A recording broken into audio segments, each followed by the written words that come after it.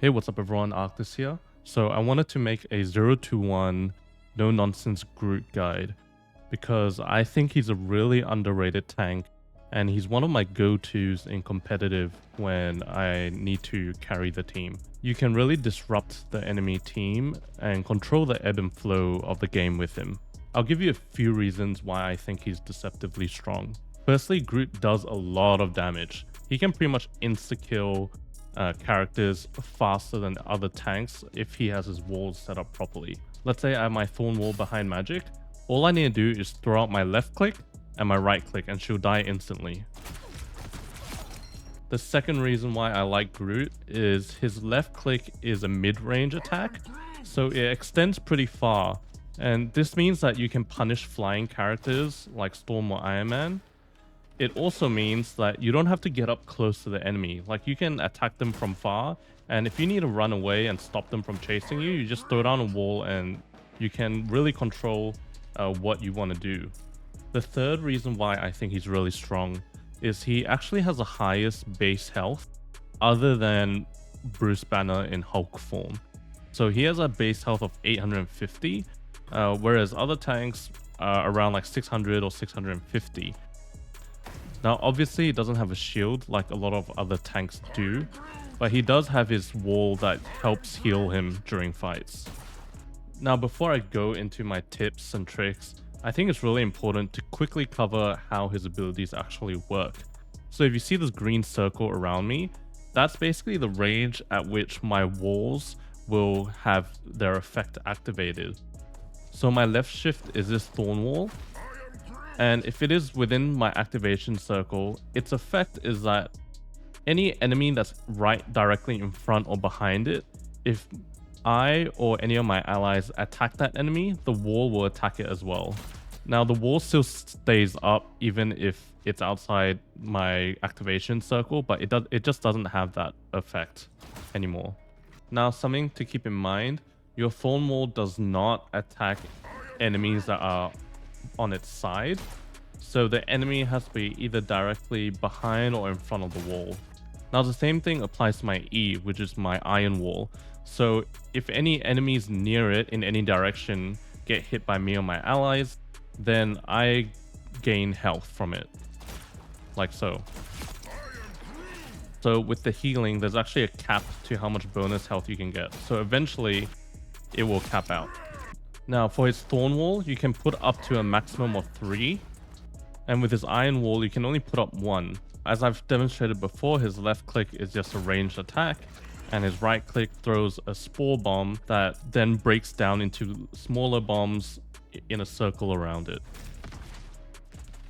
Now, his ultimate is actually a ranged AoE. So it shoots out this seed into the ground that pulls all the enemies in and imprisons them and does damage.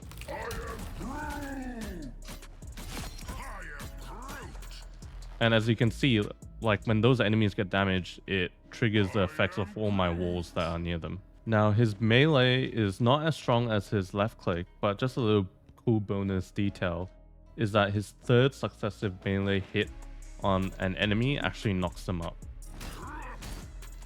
So definitely don't be afraid to use this as well if you ever need to. Now, my first tip is to really understand how to use his walls effectively. One way you can use them, obviously, is to deny entry to enemies through hallways or choke points.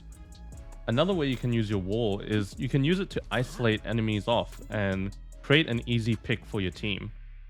So for example, if you see a support or a DPS character that's overextended, it's really easy for you to just like wall them off and like your team can just kill them straight away. Now, I also like to do the same thing to tanks as well. So for example, if the enemy has a dive tank like a Venom, then if they dive in, you can really easily just block off the rest of their team. And that leaves your team to basically maybe even 6v1 that Venom who's alone by himself. If they have a shield tank like Magneto or Doctor Strange, for example, let's say they're trying to push the convoy, normally those tanks will be up in front of their team. So you could just wall them off and chunk off a large percent of damage to them, and your walls behind them will also attack that Doctor Strange or Magneto behind their shield.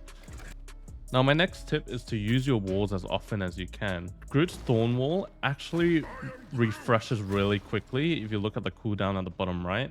So this means you don't have to be afraid about putting them down. And let's say you're in a team fight and you put down all your walls, you can really isolate the team and mess up their coordination. And you can get a lot of survivability through his iron wall and a lot of damage through his thorn wall together. Now my next tip is on how to maximize the potential of his ult. So because his ult does consistent damage to the enemy over time, it really helps to have your walls either down already when you use it, or you can just chuck them out after you use it. You can see the thorn walls there do a bunch of damage to everyone that's captured inside. Now, because it is ranged, like, you don't have to be shy about using it to initiate fights as well. You don't have to save it for when a fight has already happened. Something sneaky you could even do is, like, if you have a wall already up, you retrieve your wall to take it down and just shoot your ult out to surprise the enemy. So my last tip is to consider experimenting with using a slanted thorn wall to give one-way access to your team. So when you use your thorn wall, you can press left shift again to adjust the angle. And this becomes slanted, like this. If those enemies get hit, again, the thorn wall is able to hit them. But you'll notice that the enemy can't get through this wall, but your team can still go over it. So you might want to consider using this in choke points, where you don't necessarily want to block your team as well, because then that means both sides are just trying to destroy your wall to get through. Now, admittedly, I don't really use that too often, but it's just something nice to know that you have in your back pocket. Alright, that's it. I hope you found this video helpful.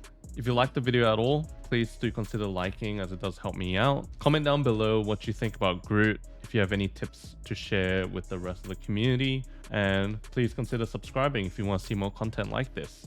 Till next time.